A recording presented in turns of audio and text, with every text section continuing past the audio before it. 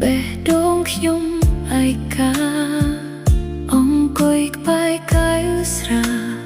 នឹករឿងកន្លងមកមិត្តភក្តិនៅជុំគ្នាសើចសប្បាយពេញមុខតែចិត្តខ្ញុំនៅតែទុករូបអូនក្នុងបេះដូងផឹកមិនឆ្អែតទេផឹកប៉ុន្មានក៏នៅនឹកអូ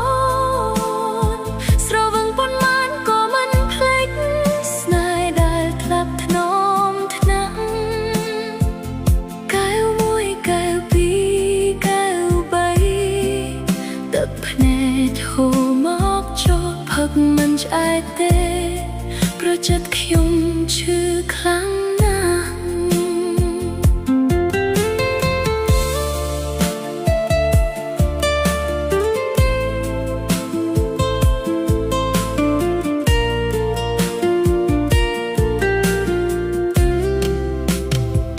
ភ្លេងលួនក្នុងហាងស្រា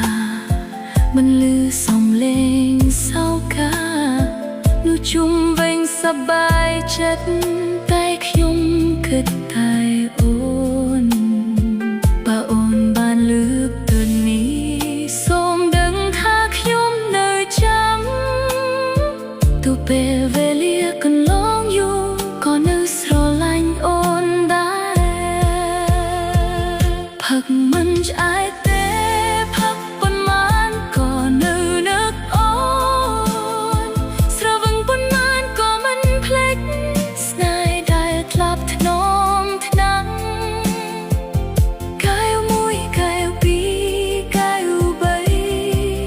ទឹកភ្នែកហូរមកចូលផឹកមិនឆ្អែតទេព្រោះចិត្តខ្ញុំឈឺខ្លាំង